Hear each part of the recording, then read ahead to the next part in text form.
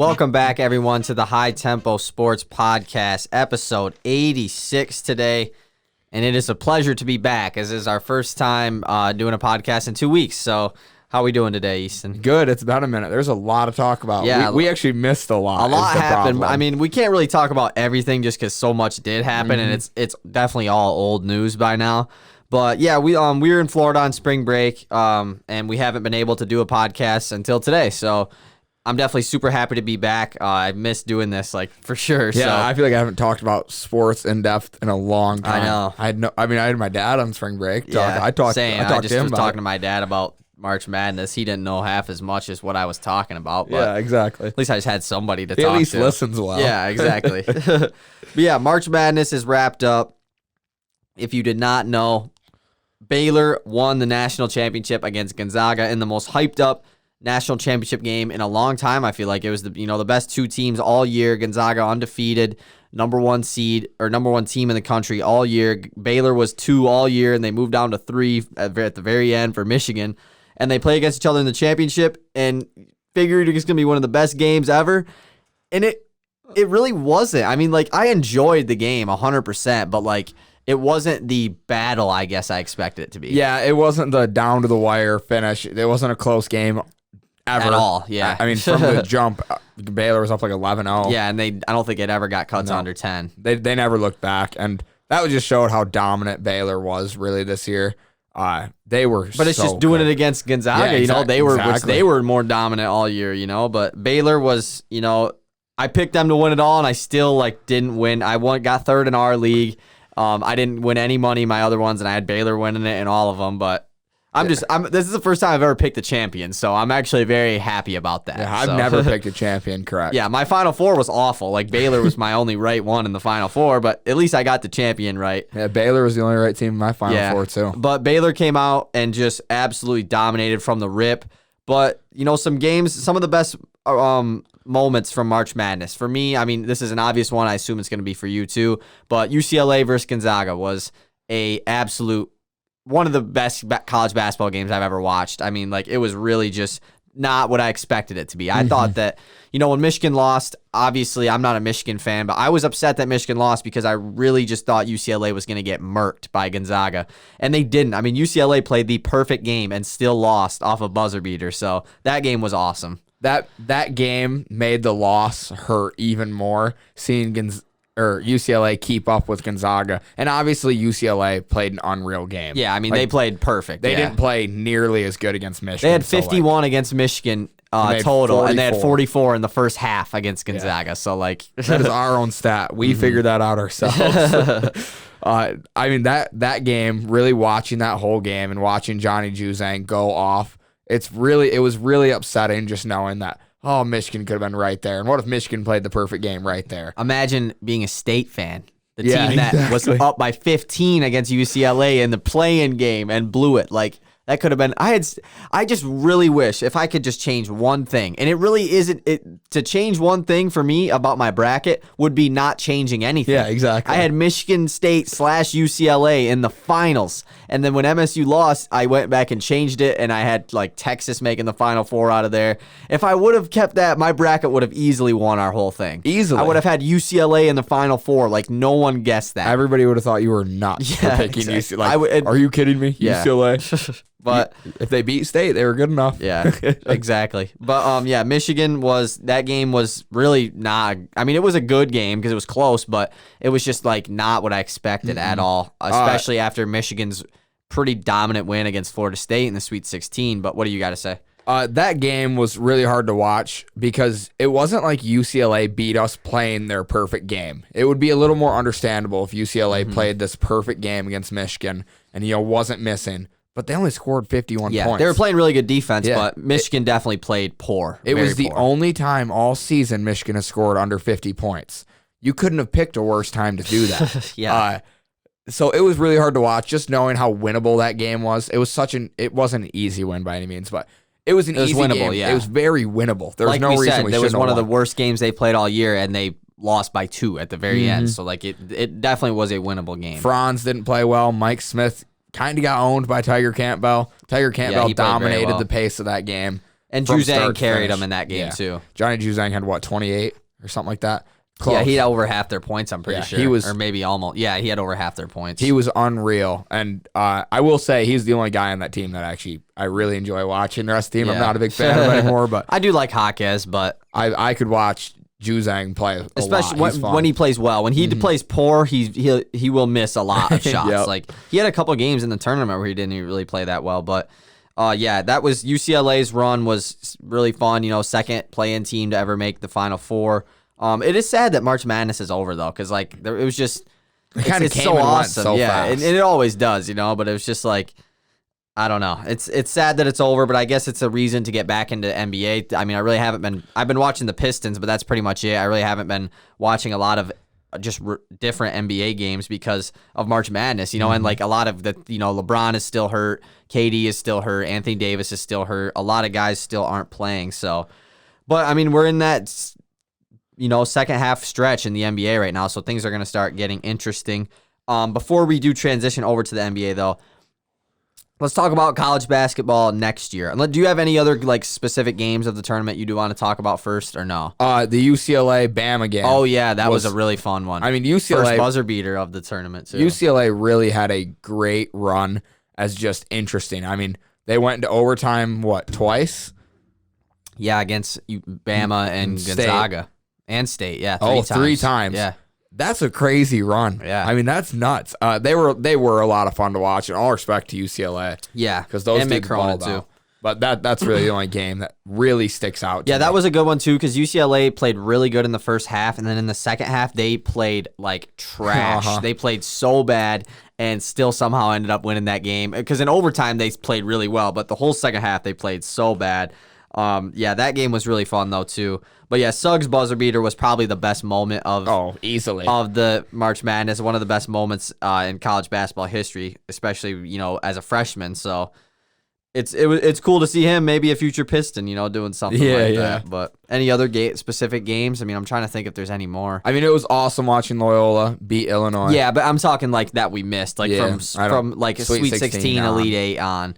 Really none that I can think of. I mean, it was really like Houston kind of had a pretty easy path in. They, you know, crapped on Syracuse and Oregon State. Even though, did Oregon State almost beat them? I think that was kind of close. I don't really remember though. I think it was a close game. Yeah. I think Houston pulled away at the end. I but do like think it was- Houston. I liked watching them too. They Yeah, I were like really fun Giroux. to watch. Yeah, I like their squad a lot. Yeah, that's pretty much it though. The most disappointing game for me was Loyola Oregon State because I was rooting so hard for Loyola. Oh yeah, same. And it was just like Oregon State was like I just wasn't really that big on. I wasn't really. invested. I wasn't really like a fan of their upset run because like, but I mean they did play well. Like they played really good defense too. Mm-hmm. But yeah, let's talk about next year. So, in the last 2 weeks, a lot has happened going into next year already, especially for Michigan State. First, Jack Hoiberg, one of our bench players for most of his time at State, transfers out, but he is on scholarship. So Fred Hoiberg's son, he's going to play at UTEP, I think, some very small D1 school. But then Rocket Watts transfers, which was a shock to most people. I kind of honestly did see it coming. It was either Jagger or Dale, I don't remember. Literally like the day or two before I texted him, I was like, I would not be shocked if Rocket transfers, just because with Tyson Walker coming in, we got a transfer point guard coming in. Rocket really just couldn't really play point guard that much this year, and he pretty much got replaced, and so I all love goes out to Rocket Watts. I mean, he was definitely really fun to watch, especially his freshman year. A guy like Rocket Watts usually doesn't come to Michigan State, so it was really cool to see a guy like him play there. And I really think wherever he goes, whether it's Louisville or Florida State, I think are two top teams reportedly going after him. I think he's gonna ball out like in a It's different a steal. in a different conference, which any other conference other than the Big Ten is guard play conference. Like especially the SEC, if he goes there, like if he goes to Louisville, he'll be very good, I think. And a lot of times the smaller guards find a lot of success in those other conferences because they're not dominated by huge dudes. Just like really good offensive guards to dominate. Yeah, I mean Rocket's not too small. He's like 6'3", 6'4", but kind of weight wise, he's not a big guy by any means. But I'm super excited to see wherever Rocket goes. And shout out Rocket because I did enjoy watching him play, except for the time he finally played good this year against Michigan again. Yeah, I didn't enjoy watching him against UCLA, but That's fine. But yeah, we got Tyson Walker coming from Northeastern, I think. He averaged like 19 a game, 4 or 5 assists last year for his team. And I really hope he can kind of be a Mike Smith type player. I'm not saying he has to be exactly like him, but just a kind of a nobody transfer coming in, or coming from a nobody school at least, and having a huge impact. He is going to be a junior this year, so he is not just going to be at MSU for 1 year unless he plays out of his mind and goes to the draft. Where did you say he was from? Northeastern, I'm pretty sure. Oh, yeah, that's not school. Yeah, he's from a very smaller school, but played really well. He was one of the top transfer players available right from the rip, so I'm happy to get him. Michigan State definitely has some work to do, though. Still, I mean, because we were talking about, they still need a couple more guys to transfer out, especially if they want Amani Bates to play next year. I don't know what's going to happen there. He has like until sometime in May for his reclassification deadline. He probably won't play at State. I mean, now that I'm thinking about it, like, I don't know what else he's going to do, but I don't know.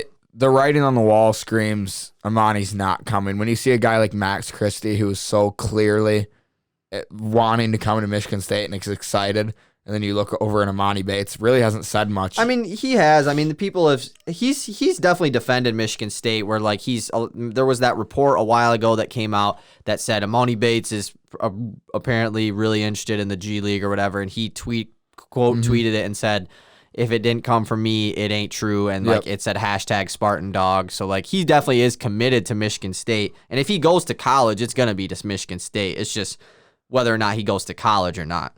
I just feel like, like there hasn't been enough proof, I guess, for me to think he's coming to Michigan State. Yeah. And that's what I was like recently. I haven't really heard much about anything. And with I mean, Amani. they're in their season right now and everything too, but yeah, I'm still excited for State next year. I do think they're going to be a lot better next year. Let's talk about starting 5 for State next year, and we'll do the kind of the same thing with Michigan. Next year, MSU is going to have a lot of seniors on our team. I mean, we are going to have pretty much our whole team was juniors. We're going to have Gabe Brown, Joey Hauser, not Malik Hall, Marcus Bingham, Foster Lawyer, Thomas Kithier. I mean, Aaron Henry is going to leave, but I feel like there's one more too that I'm forgetting. Maybe not, but yeah, I don't know if Foster Lawyer plans on leaving or not, but starting lineup is going to be Tyson Walker at the 1. I think 100% will be the starting point guard. Shooting guard will be Max Christie probably. The small forward position is interesting because Gabe Brown kind of played more of the 4 this year, but I could definitely see them starting him at the 3 and maybe starting Hauser at the 4, where State's starting lineup last year was just so different every single game that you never really know. There was no consistency. Yeah, Gabe Brown probably at the 3, either Malik Hall or Joey Hauser at the 4, and I think Marcus Bingham definitely deserves to start at the 5 next year. But I could also see MSU still trying to go get another transfer player, so I really don't know. So do you think Matty Sissoko's minutes are going to take a big jump this next year? Or do you think he's going to stick right around the same because all the bigs are back? I mean, he'll probably play more. It really just depends on if we do have a guy leave. If Kithier leaves, because Izzo will play the upperclassmen. I mean, that's just always how he's been. But if Kithier transfers, and I'm not like saying he needs to transfer or whatever, he's just kind of if there were to be players to transfer, Foster Lawyer and Kithier are like the 2 men out, the odd men out, you feel like. But I think Sissoko definitely will get more minutes than he did last year. Just whether or not he gets significant minutes, I don't really know. And that depends on how much Marble plays, or if Bingham does play really well next year. Who knows? I mean, maybe he'll just play most of the game. But I do think Sissoko will play more. He was a 4-star in high school, right? Yeah, he was ranked right above Hunter Dickinson. Like they were above? like they were right. Yeah, they were like right in the same air, like in the late 30s, early 40s. That's crazy. I didn't know that at all. But and then the guard position is interesting next year for State too, because we have AJ Hogard, who honestly I had a pretty good freshman year at Michigan State. I mean, he's not the best shooting or scoring wise, but plays pretty good defense. He's got pretty good size for a guard, and he is a pretty good playmaker too. But then we have Jaden Akins coming in, who will be a freshman next year, who I think definitely should be getting minutes. Like I said, Foster Lawyer is still on the team. We have Tyson Walker coming in. Rocket leaving does create more playing time for our guards, but is it enough though? I'm not sure. Yeah, exactly. The problem is when you start getting these top recruited freshmen, they almost have to play. Oh, or else they're just gonna leave. I mean, yeah, like Sissoko didn't really play much last year. which I was surprised by. I thought he would play a lot more. And you bring in a guy like Jaden Akins, now Holgard needs his minutes. I mean, he was a top recruit in high school, right? He was top. He was a 4-star. He was. I think he was in like the 60s or something. But I mean, these are guys Akins that need Akins their is right minutes. in the same area, too. He's in the 60s, kind of just like how Holgard was. I mean, I'm really excited to watch State next year because it will be a completely different team, even though it's not really that different, I guess. And like we have Pierre Brooks coming in, who has been dominating in the Michigan's high school tournament. Crazy. Yeah, they're playing in the state championship semis, or is it semis? Is that what's next? Yeah, he's been going off though. Yeah, he's been putting up like high 30 balls, 40 balls. He had like 35, 13, and all of 7. them were. He was taking. I mean, did you see like any highlights from that game? I didn't see it. I mean, he's the biggest dude on the court. Oh, like, he's as huge. far as with the ball. I mean, he's like 6'6", but he's a big dude. But he's taking step back threes, like super deep contested jumpers, and just absolutely draining them.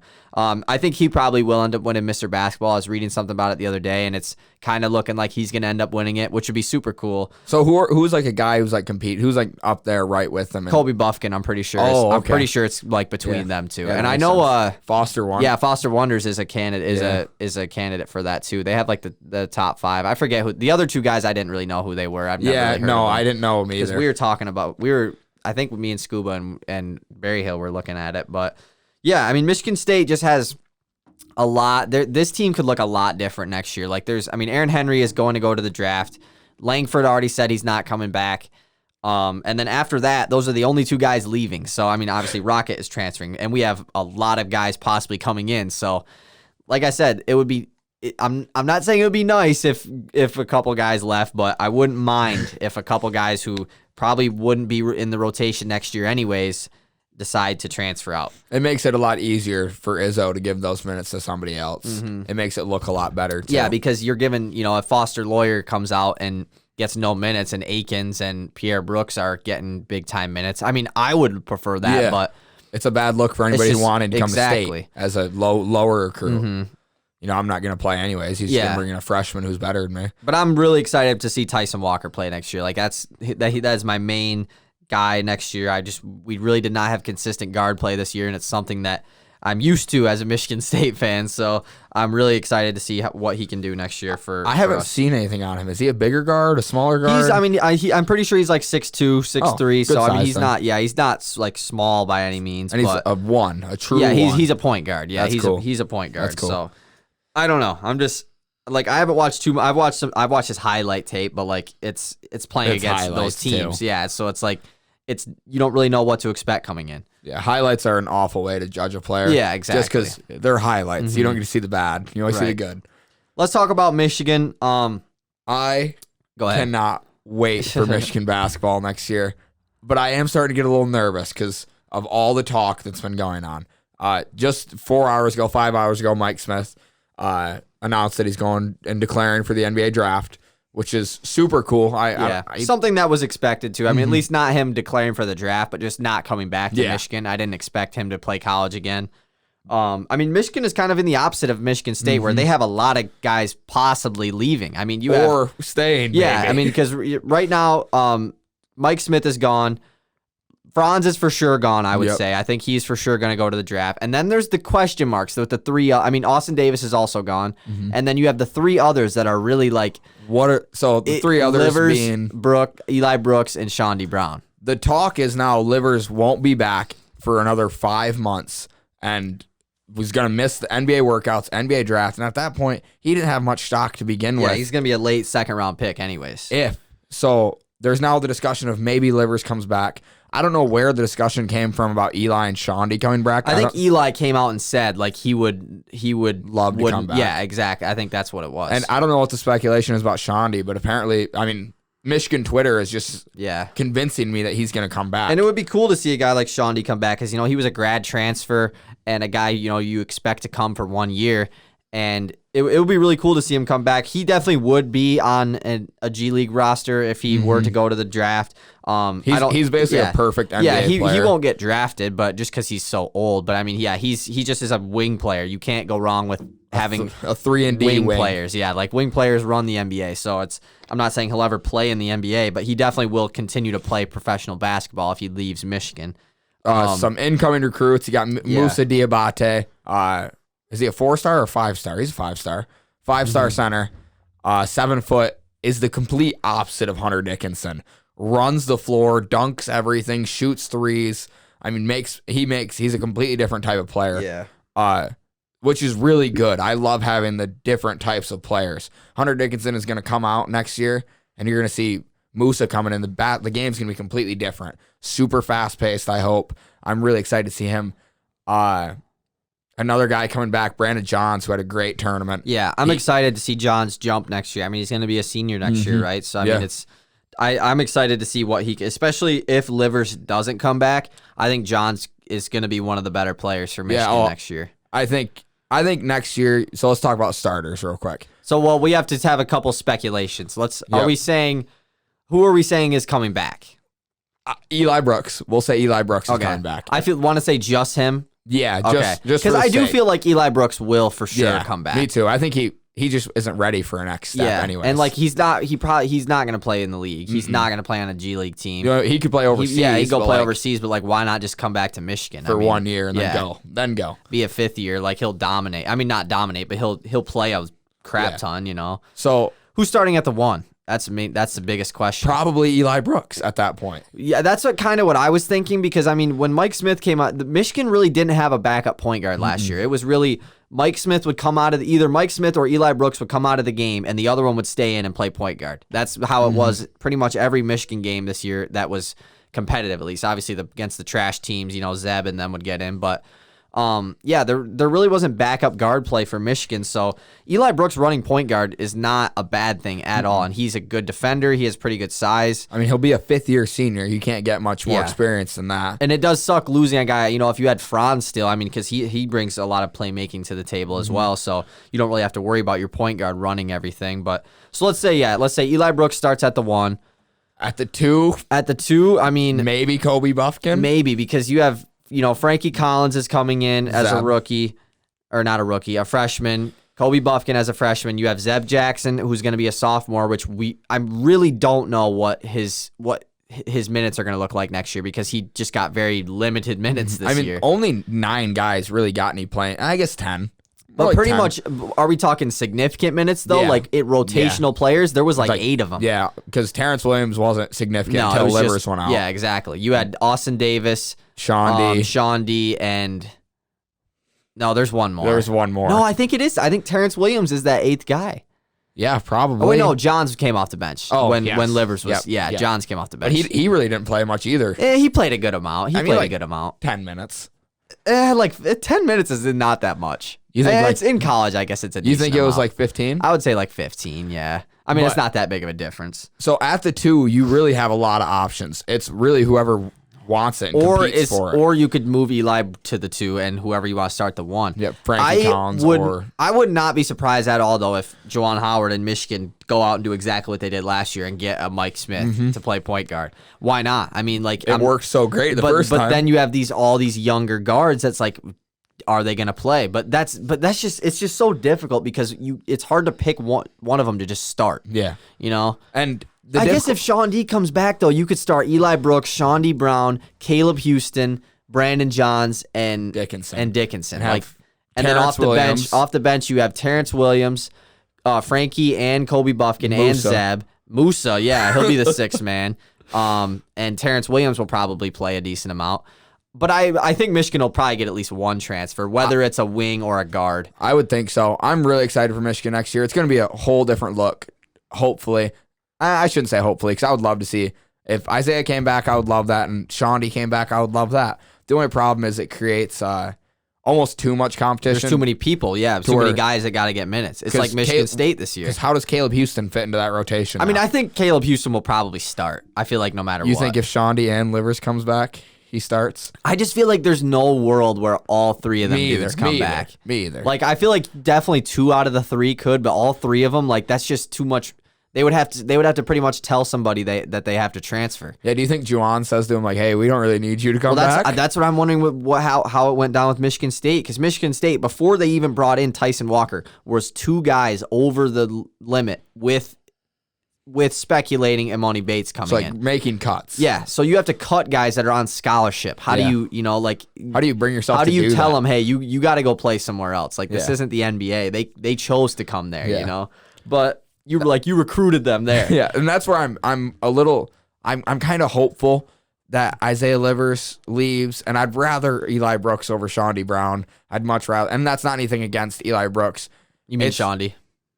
No, I'd rather Shawnee. Oh, come I thought you back meant you'd over rather Eli. keep Eli over. Really, you would? You'd rather have Shawnee come back? And that's just because Shawnee was one of my favorite players on the team this year. Shawnee might be better, but I just feel like Michigan needs a ball handler. Yeah, and I was more. getting to that. Like, there's no doubt we need Eli Brooks more, but I love Shawnee Brown. So, it is okay as long as all three of them don't come back, because then it creates an issue. I mean, even if all three come back, it wouldn't be the end of the world. But then you're right. I mean, Brandon Johns is either coming off the bench or you're starting him and Livers together, and he does. He never. Yeah, there's no way that all three of them come back. You can't. It would screw Juwan. I feel like Howard's Livers plan probably up. won't. No. So let's talk about something interesting. We didn't talk about it, but do you see why Roy Williams retired? Did you see his reasoning? We forgot to talk about that. Yeah. So Roy Williams, North Carolina's head coach, retires. Assistant coach Hubert Davis is his name. Promoted to head coach. I'm really excited to see the change, in all honesty. Not that I wanted Roy Williams out or anything, because everybody loves Roy Williams. Yeah, just because UNC has just really kind of been not as dominant as they usually are. So you want to see if maybe if they're going to get back to being a blue blood, or are they going to kind of just fall out of it? But apparently, a top recruiter has transferred out. Yeah, Walker Kessler. And it ticked him right off. Like he came out and said the transfer portal will ruin a lot of people basketball. are upset about the transfer portal. Well, it does create an issue. And that's the thing. I like that. Yeah, let's talk about. I was going to bring up the transfer portal because I was going to talk about Michigan, because how successful they were last year. If you did not know, the rule used to be if you wanted to transfer in college basketball, you had to take a year off you had a year taken away of eligibility and you couldn't play. Joey Hauser was kind of the last guy in college basketball that had to go through this rule. When he came to Michigan State, he actually came before this year, even though last year was his first year, but had to sit out the entire season because he was a transfer, and they tried to fight it and everything. But because of COVID and everything going on, they decided that last year, it was supposed to be just for last year, all transfers are immediately eligible to play. So we saw a lot of really good transfers. Mike Smith, Shawnee Brown, but like Carlik Jones from Louisville won transfer of the year. He was dominant for them. There was a lot of really good Johnny Juzang, Quentin Grimes. I mean, a lot of them.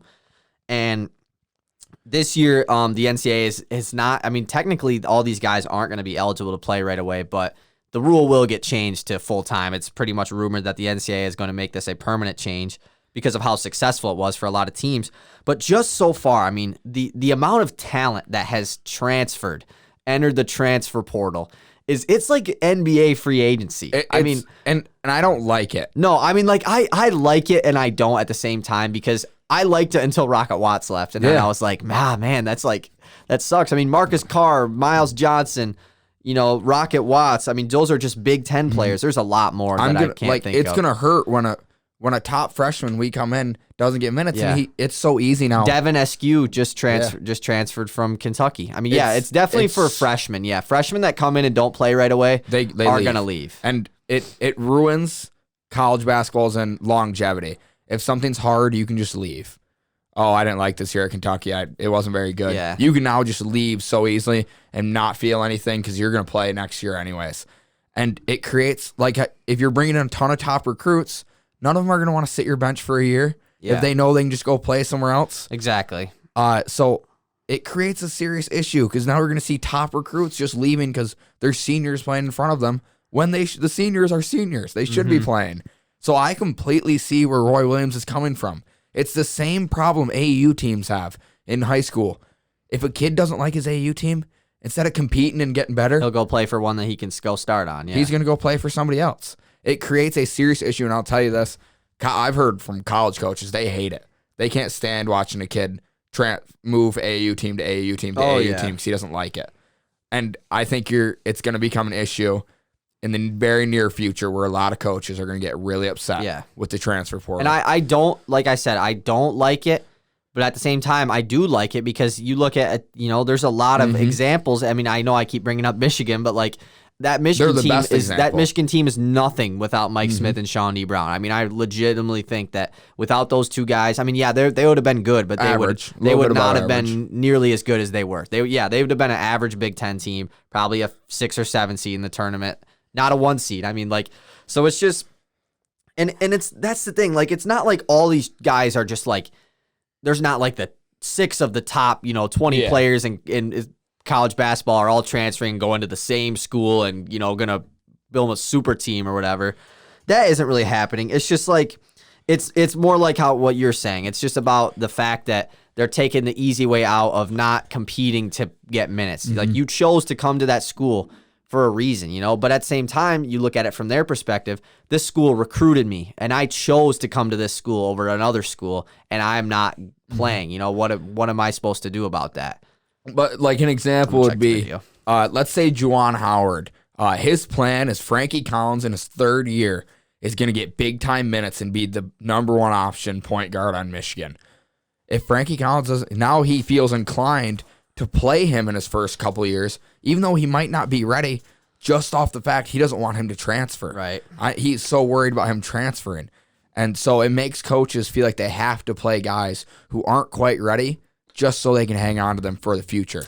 Adam Miller transferring. What? That one was really shocking. I mean, he was a starter this year as a freshman on one of the better teams in the country. I know he didn't get a lot of, reps and a lot of touches just because he was, probably the 4th or 5th best player on that team. But think about next year. Ayu Dosunmu's gone. Kofi Coburn is gone. Like, why did you transfer? Exactly. And a lot of guys are transferring out of the Big Ten because they see how, I guess, I don't know, how much better stats you can put up in other conferences, I guess, even though the Big Ten, I feel like, is still a lot more competitive. I know they didn't do good in the tournament, whatever. I still think the Big Ten is still one of the better conferences, but I don't know. The transfer portal is something that I really do have mixed opinions on, and I do too, because I get it in some situations. I like it. I liked it last year. I will say last year was pretty calm.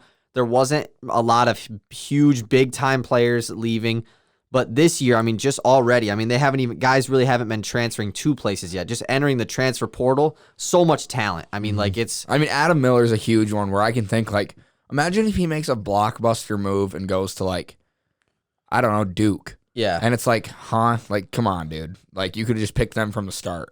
Yeah, exactly. Like Boogie Ellis from Memphis, he's transferring. I mean, there's just a lot of, but I mean, is it much different than like decommitting from a college and going somewhere else? I mean, not really, but it's just supposed to be that once you get to that college, you're there. Yeah, exactly. It's never, a coach doesn't have to continue to recruit you after he has you. You shouldn't really have to worry about a guy leaving as a college coach. Like, that's what NBA coaches have to worry about. I shouldn't be thinking about whether my new freshman is going to leave me because I've already done my recruiting. And then at the same time, a guy like, Roy Williams, honestly, too, you got to think as a coach perspective, especially as a coach who doesn't agree with it, you have to agree with it because you have to go out and get transfers like that. You look at how successful teams were with the transfers this year. Even Gonzaga, like Andrew Nemhard, one of their guards, like one of the best transfers last year, came from Creighton. I'm not sure where he came from, but like, it's just like you have to hop on this transfer portal wave because it is going to become, especially if they don't decide to change the rules and, back to what they used to be, it's going to become like what almost better than recruiting, I feel like. Yeah, I almost think that it and I'm kind of leaning more towards that it will be an issue in a couple of years where you're going to just see players transferring too much and it's going to be like, you're never even going to know what team most guys are on. Right. Because I feel like something will end up happening as far as if it gets too out of control. Coaches will stick up for themselves. Yeah.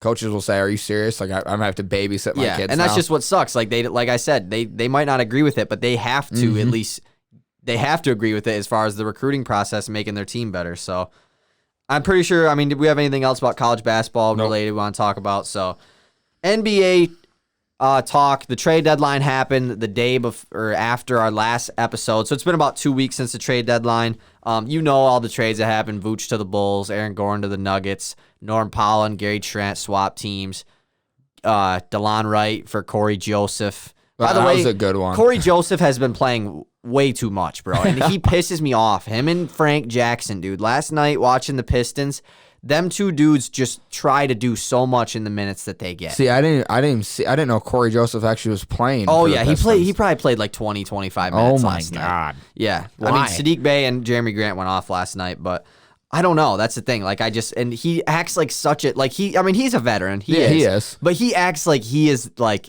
the boss of them Like that dudes. man. Like he was yet barking at all the Pistons players last night on the court. Like especially the young guys. He probably thinks it's a time to revive his career. Yeah, I know. It's just like, bro, like, can we buy this dude out? Like, get him off the roster, please. And like Frank Jackson played like 20 minutes last night. Like, oh my, Killian Hayes is back, by the way.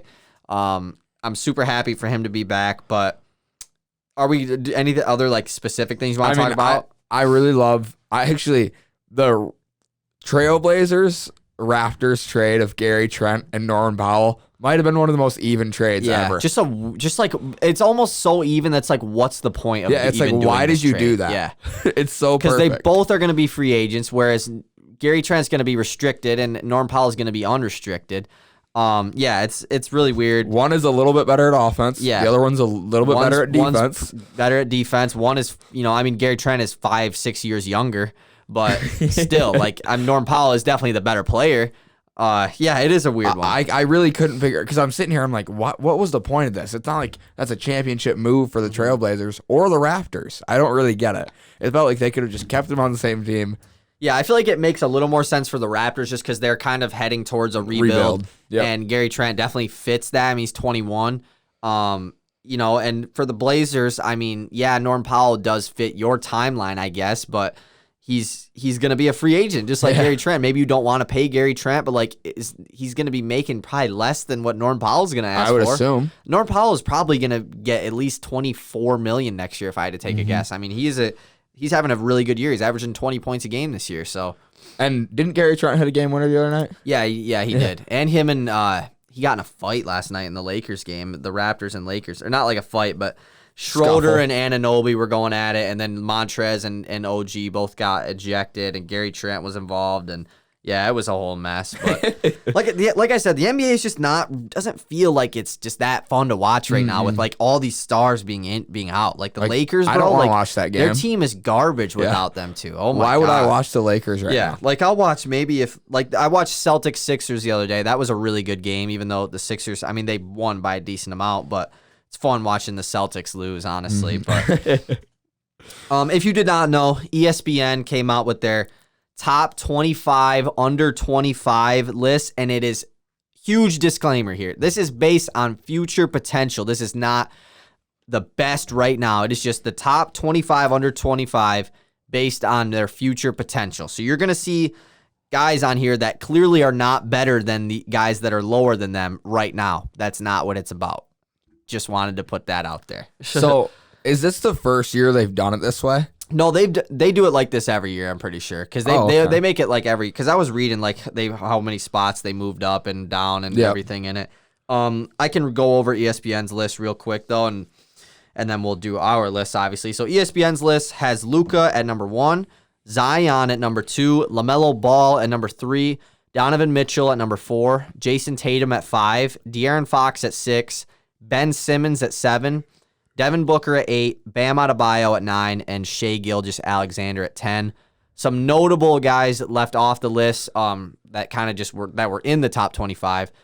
Brandon Ingram, Jaylen Brown, Ja Morant. Trae Young is at number 16. Yeah, Trae Young's the big one. Got really disrespected. I mean, yeah, not the fact that he just missed the top 10. He's at number 16. I mean, Trae Young's 22 years old. And has averaged 25 and 10 since his rookie year. Sabonis is at number 13. DeAndre Ayton is at number 15. He's at number 20. Sabonis is at number 18. Can we discuss, do you think the Sabonis, I guess we'll discuss it when we're doing our list, but I mean, Sabonis isn't on my list. So do you think Sabonis is more potential than Trae Young? No, probably not. No. Right? I think that one's an obvious one. Yeah. I mean, Trae Young is higher than Sabonis on this list. But I thought you said Sabonis was 13. I messed it up. He's 18. Trae Young is 16. Okay. But like, here's the 5 guys that are out of the top 10 that are ahead of Trae Young. Okay. Brandon Ingram, Jaylen Brown, Jamal Murray, Michael Porter Jr., Ja Morant.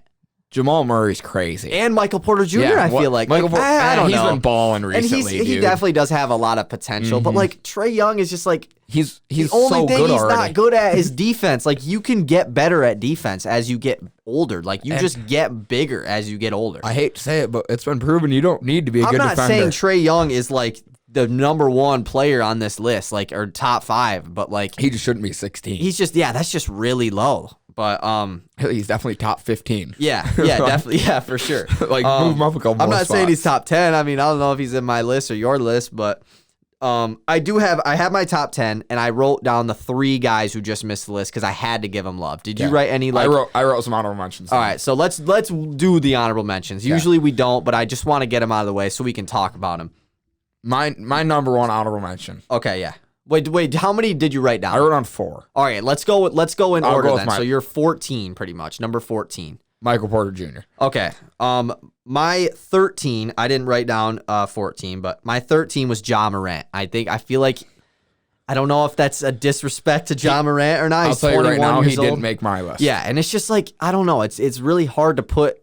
It's not no diss towards Ja Morant. There's just a lot of young talent in the NBA. Like the NBA is in great hands. a lot of young talent, and it does based on how young you are too. I mean, Ja Morant's 21 years old. A lot of these guys on this list are 24, 23.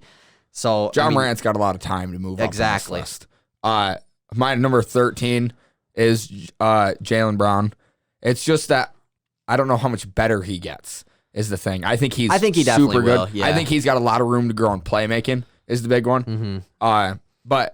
It's not saying that I don't think he'll grow, but I don't know how much more he I mean, grows. he's a guy too that you look at his stats. I mean, they've really just increased every single year he's been in the NBA, like significantly. So, he's definitely a guy who he is 24 though, so I mean he's not going to be on this list next year. My number 12 is Trae Young. He did not make my top 10. And that is, I really wanted to put him in the top 10 just because I felt like he got so disrespected by ESPN's list. But I just looked at the 10 guys that I have above him and even the 11th guy, and I just feel like they all have more potential than Trae Young. Yep. But Trae Young is a guy who but it's kind of like what you said with Jaylen Brown, though. How much better is Trae Young's stats going to get? Is he going to average 40 and 10? Like, the dude averaged 29 and 10 last year. Like, how much more can you improve off that? And that's what I was thinking. Like, isn't he at his peak damn near? Yeah, like, I mean, his peak might last 12 years. And obviously his team has not been good until this year. His team is, like 4th or 5th in the East right now. So yeah. I guess I didn't really write these in order. Like, there's but a just guy, based on what you think. some honorable mentions that I have. Trae Young is my number 12 as well. Yeah. And then my number 11 is the guy that really pained me to take him off this list is Shai Gilgeous-Alexander. I really wanted to put him on this list. Oh, wow. Wow. My list is going to be much different than yours. I think we're going to have I'm a very lists. biased Shai Gilgeous-Alexander fan, though, but still, man, that's tough leaving him off the list. It's not that I don't think he's great. It's just that I think there's a lot of guys who have proven more and also have a lot of room to grow still. Yeah. I'll talk about Shai when I get to him on my list. My number 11 is Jaylen Brown, though. Jaylen Brown was somebody who I really wanted to put on here, but he just missed the cut. There's a guy that I left off my honorable mentions too, just 'cause I didn't want to talk about him. I don't remember who it was, but I don't know either. but like, even just looking at ESPN's list, like listen to this: 16 is Trae Young, 18 is Sabonis, and then in the middle of them is Mikal Bridges. Like, Mikal Bridges is a good role player. Yeah, like, now he's a great role player. How much potential are you thinking he's going to be better than Sabonis and DeAndre Ayton? There's no way. Like, I like Mikal Bridges, but like, you have him over his teammate DeAndre Ayton. Like, he'll be a lifetime Roco. Yeah, like Colin Sexton is number 25 on this list. Like, it's just like, I don't think Mikal Bridges ever gets to the point Colin Sexton's at right now. Yeah, he's just they're much different players, though. I know, Mikal's but like, a very good defender. I guess they're hard to compare. Yeah, I guess. But let's get into it. Number 10, who do you got? My number 10 is a guy that I know you've got higher, a lot higher, like probably top 5. It's Brandon Ingram. I have Brandon Ingram at number 10 as well. What? Yeah. No way. I know. That's why I said, remember when I told you that I could flip 3 and 10? Yeah, it was because of Brandon Ingram, because I'm a huge Brandon Ingram fan. Yeah, and again, it's still a point where I don't know how much better Brandon Ingram gets. And obviously he's going to get better. Mm-hmm. But it's hard when he's one of the few guys on this list. I think he's the only guy on this list that has a teammate higher than him. He also has another budding young player. So he has a teammate higher. I'm playing. Yeah, Ingram is 23. Has really stepped up his game ever since he's come to New Orleans. Has become a star.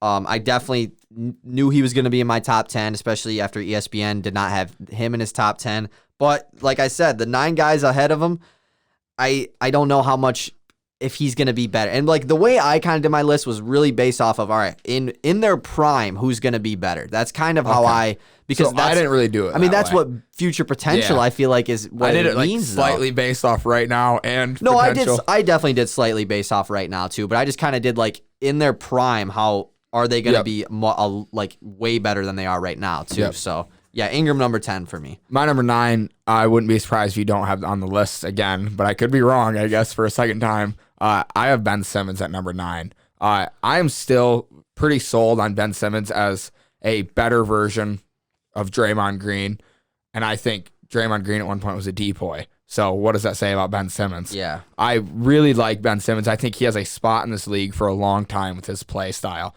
even though it is so different than most people's play style. Yeah. And he's really he's kind of played more of the 4 this year.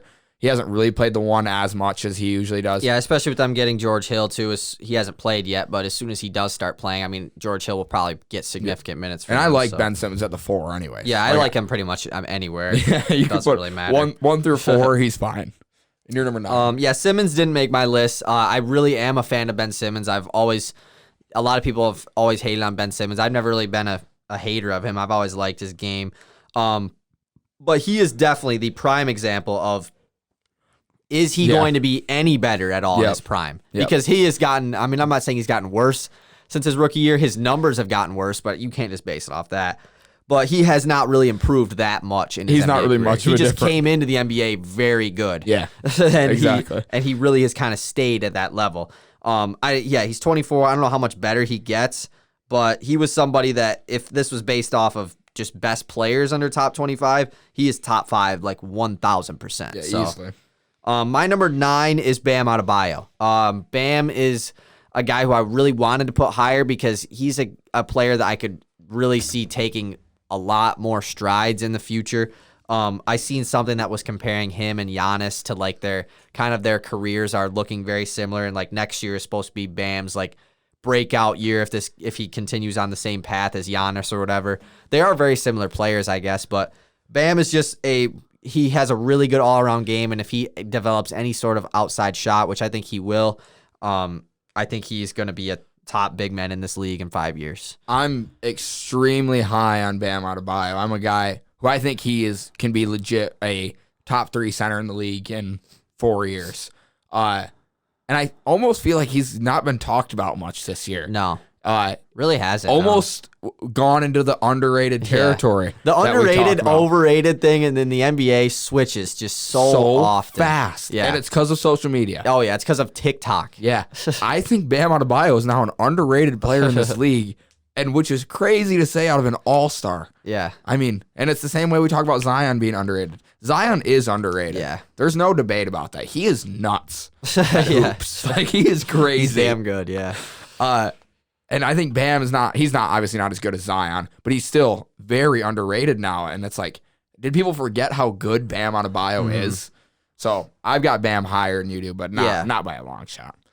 And ready to move to my number 8? Yes. My number 8 is a surprise. It is a lot different than ESPN. It is LaMelo Ball at number 8.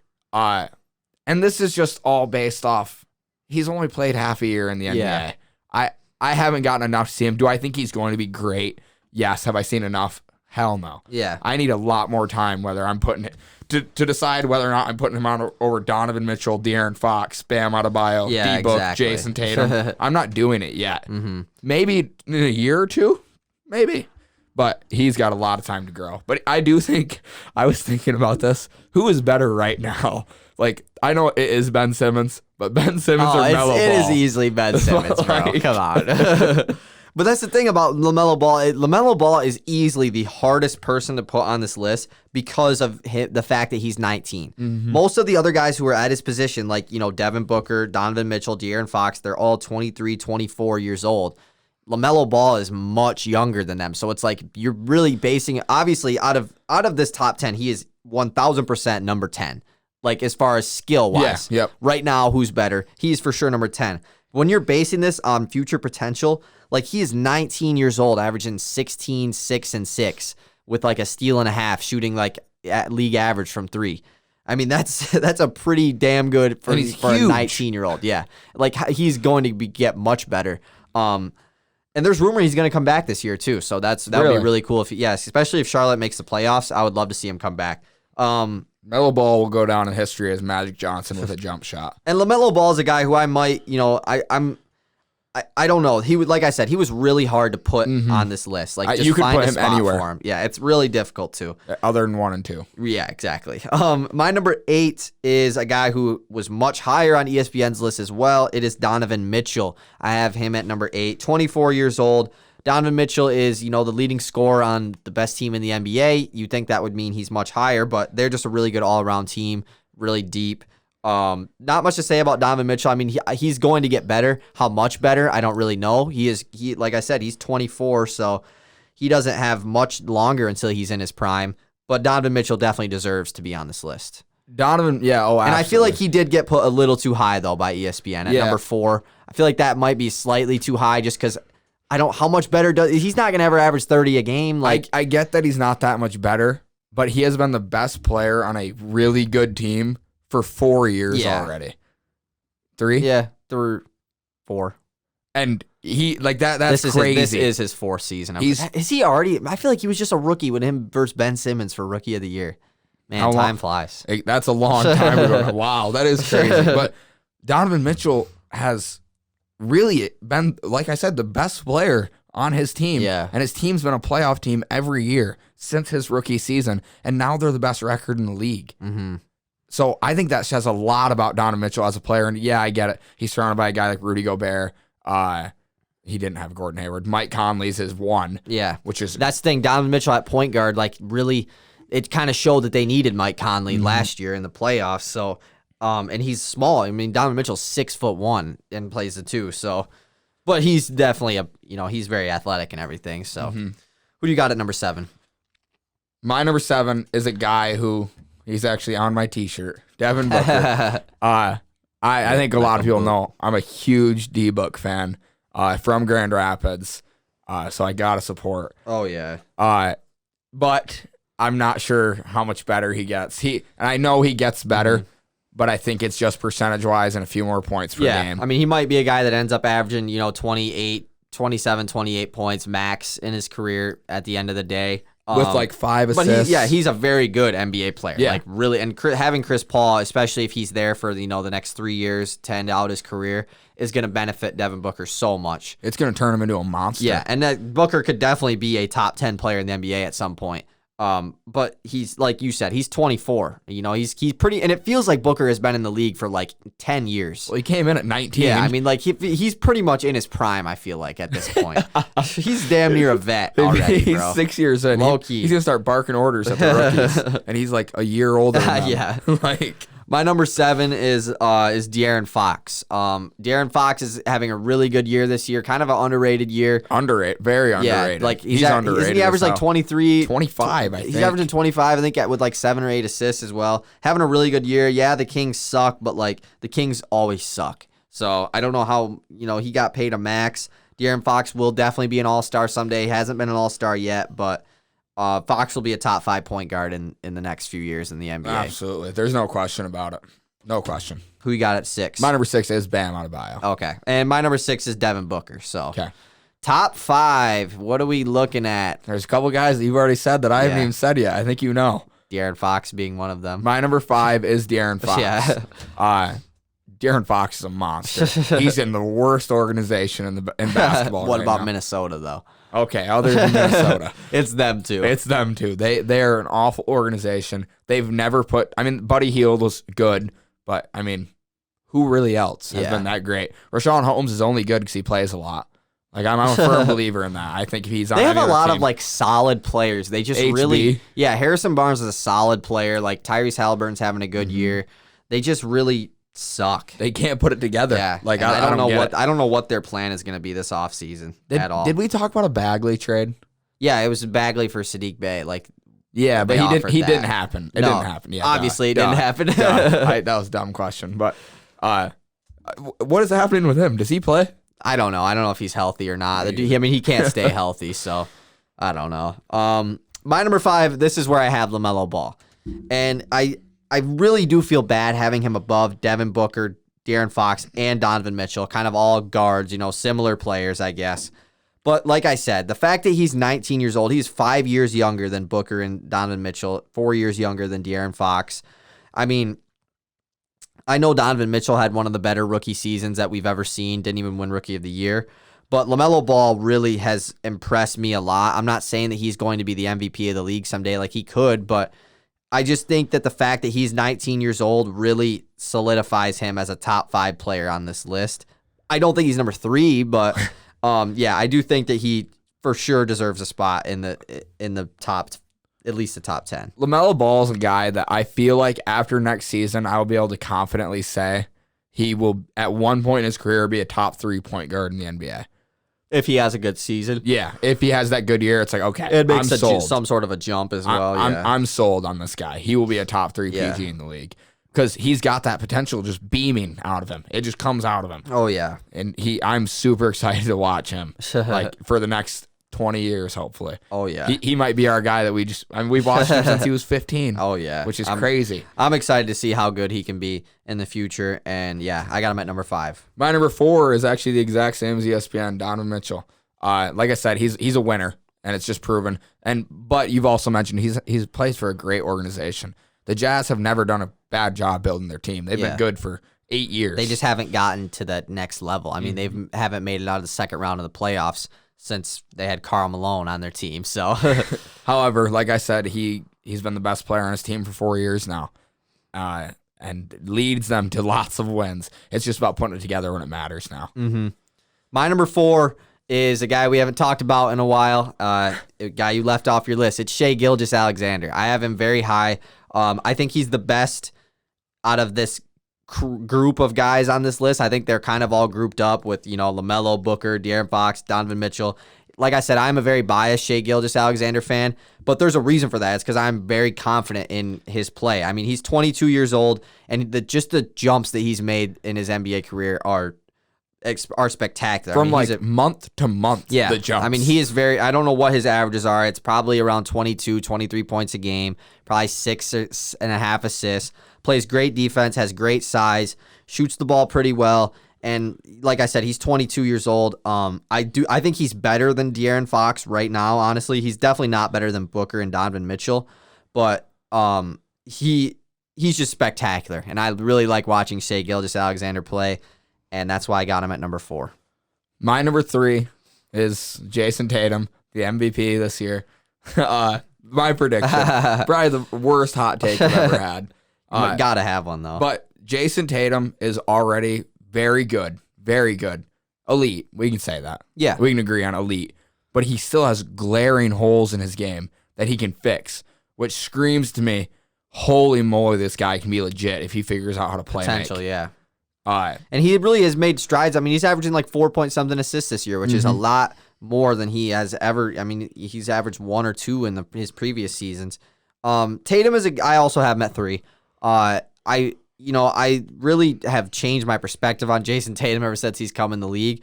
But I mean, he really has made significant jumps every year. And even though the Celtics aren't really doing as good as they should be this year, it's not really on Tatum. He is having a pretty good year, especially shooting-wise. Like, he's upped his percentages in all categories this year, upped his playmaking ability, and he's a good scorer. I mean, I'm not a good scorer, a great scorer. So, yeah, I have Tatum at 3 as well. Yep. And at number 2, the obvious one, Sadiq Bey. I was going to make that joke. I already made it. Number 2, I got Isaiah Stewart. Number 2 is Zion. Number 1's Luka. I mean, I assume yours is the same. Yeah. Well, yeah. 2 guys who I could both see winning, especially Luka. He will win an MVP. Zion, I could see winning an MVP. I don't know if he will. Could say probably. Yeah, probably. But Luka, is barring a career-ending injury, he will win an MVP award. It will happen. Mm-hmm. How old is he? Luka just turned 22.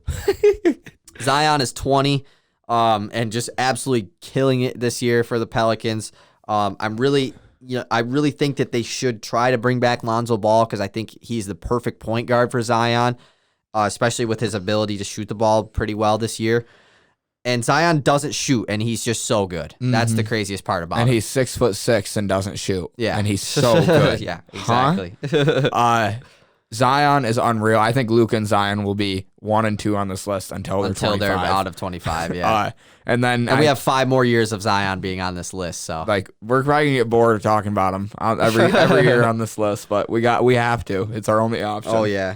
But yeah, that's my list, or that's our list. Like I said, there's a few things that I maybe would go back and change after talking about it, but it's hard to make lists like these. Yeah, especially when it's dropped Donovan Mitchell. Especially when it's based on like the future. You're not you're basing it on a prediction. That's the hardest part.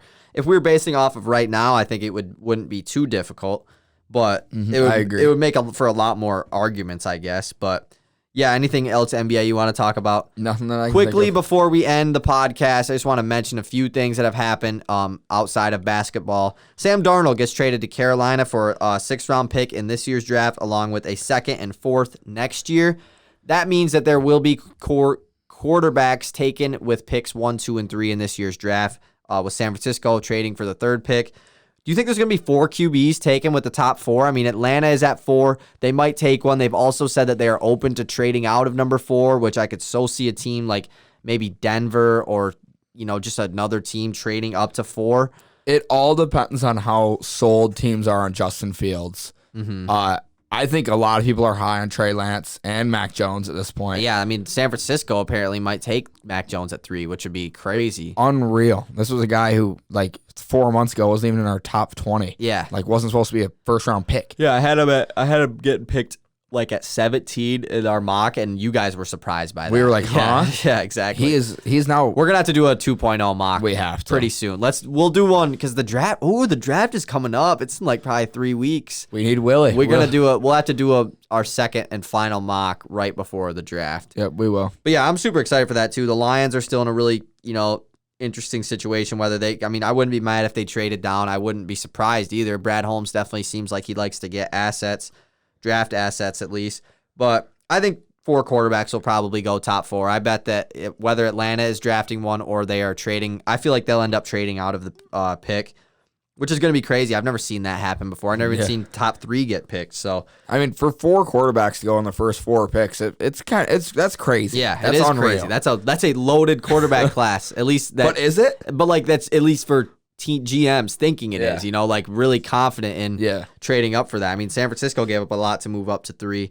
I mean, because if you're drafting a guy in the top 4 that's a quarterback, you expect him to be a franchise quarterback. Oh, yeah. You expect him to be your quarterback for the next 10 years. You're telling me there are 4 franchise QBs in one? I struggle to believe it. I do. Yeah. I do. Who will be the Trubisky of this draft? Exactly. And then, anything else NFL related you want to talk about? And then lastly, the MLB is back. Tigers. I've been watching the Tigers pretty much every day. I watched them that one day. Yeah, Jagger and Colby have been watching them every day, so I've been kind of tuning in a little bit. Badu, their guy who hit a home run in his first ever at bat, hit a grand slam the other day. Had a triple in today's game. They ended up losing against the Twins, but they're not off to a bad start. I think they're 3-3 now, so I mean that's not I'll bad. have to get an app where it just updates me. Yeah, because I'm at work during the Tigers games most of the time, so I'll have to get an app. Because I don't follow Tigers, but I want to start again. Watching baseball the other day with you guys was fun. Oh, yeah. I enjoyed sitting there and watching. It was relaxing. It's pretty fun watching, but yeah, it's pretty relaxing. It's just, if you're just fine with chilling out, you really don't have to. It's not like basketball where you kind of have to. I mean, I obviously would prefer to watch basketball, but with basketball, you kind of have to stay tuned in. Mm-hmm. Baseball, you can kind of just relax, kind of casually watch. Look up every once in a while. Yeah, while the Tigers are batting, you'll kind of stay tuned in. When they're in the field, you'll poke your head in every once in a while, go on TikTok or something. You don't really mess with Miguel bats. You always watch that. Oh yeah, we'll have Jeopardy coming pretty soon. I think next weekend is when we're gonna do our 4th episode of Jeopardy. Colby will be on, along with our returning champ Willie. So I'm super excited for that. That'll be fun. We're gonna have We're gonna have to give Barry Hill the earbuds. So yeah, we will. Or else he probably won't hear us. Yeah, you're gonna have to think of some stuff that Barry Hill would know. Yeah, which is much more baseball, football based. Yeah, But might have I a mean, no, base. Barry Hill knows a lot about NBA too and college. I mean, you can do college. yeah, That's what exactly, I'll do. and you can do a bunch of stuff. I mean, it doesn't I'll even do. have, yeah. I'll do some crazy. Like I loved your geography That's the thing. category so much. The next one that I do, the one after this one, I feel like I'm just gonna make it like really random. Like maybe like very minimal sports. I mean, it'll be like revolving Yeah, around sports, slightly. but yeah, I get pretty much. So, yeah, that's pretty much it. Follow us on or download this on Spotify, Apple Podcasts, and YouTube. And yeah, we'll see you Saturday. Peace. Bye.